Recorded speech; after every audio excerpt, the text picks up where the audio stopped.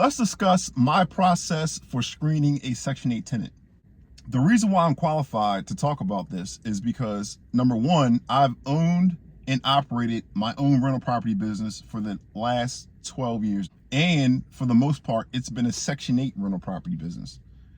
I screen my own tenants, I rehab my own properties, and I manage my own properties. I don't outsource any of that. Sometimes maybe I may have somebody help me rehab. If I'm in the process of rehabbing and I need to finish up fast and I just don't have the time, I might have somebody come in and do something small, right? But for the most part, I do 80% of the rehab myself. So that's why I wanted to discuss that off the rip and let you guys know why I am qualified to talk about this. Another reason why I'm qualified to discuss this is because I don't have turnover. My properties, when I get the tenant inside the property, typically they stay.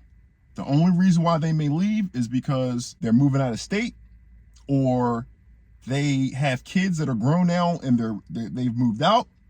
They get off the Section 8 program, something of that nature. But I've only really had one tenant leave my property. So now let's get on and move forward with my qualifying worksheet, is what I call it.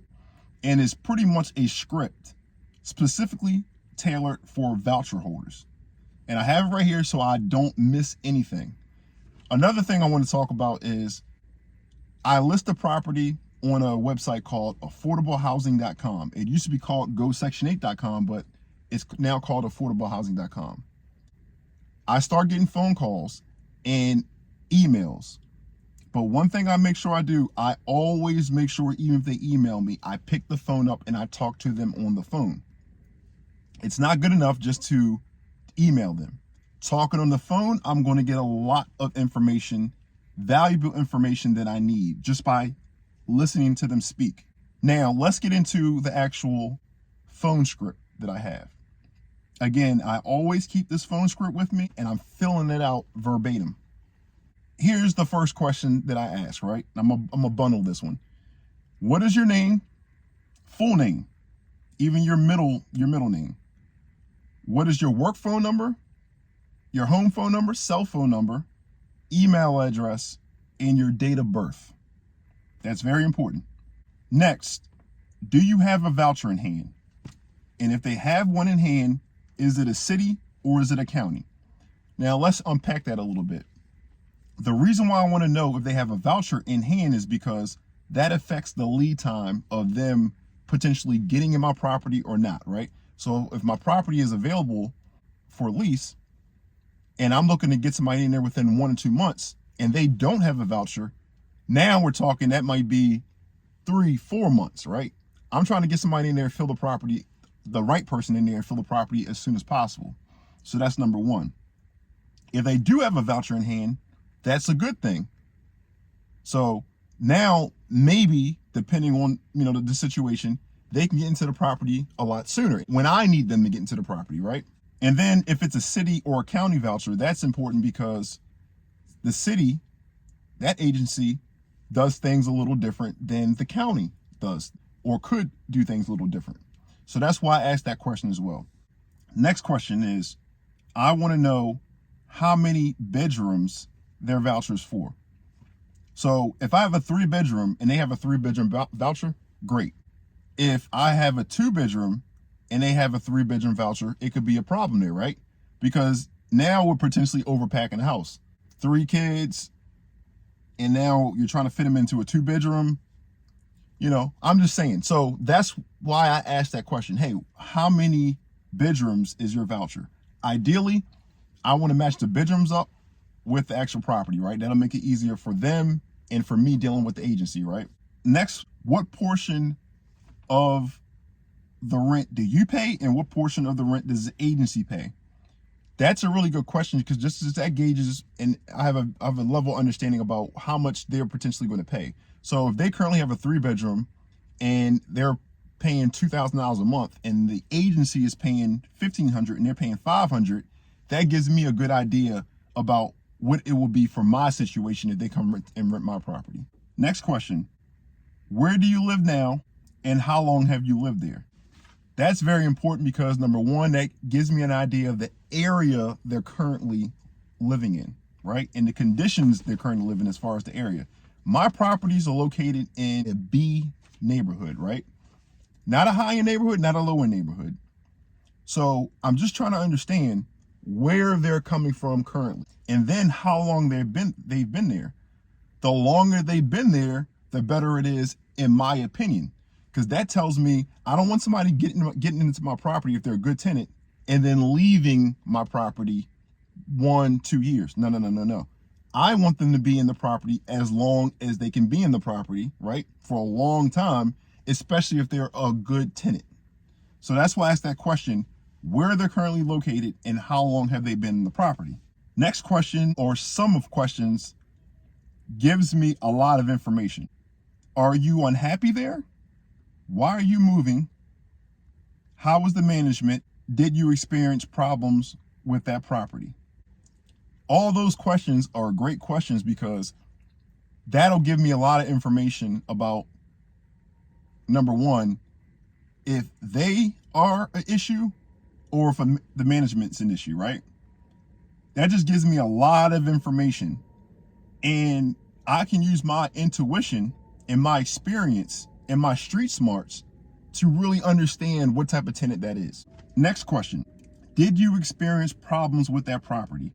What that allows me to do is use my street smarts and my intuition, my experience, engage in a conversation. First, let them talk, but engage in a conversation and ask follow-up questions depending on what that person tells me to really get a full understanding about who this tenant is.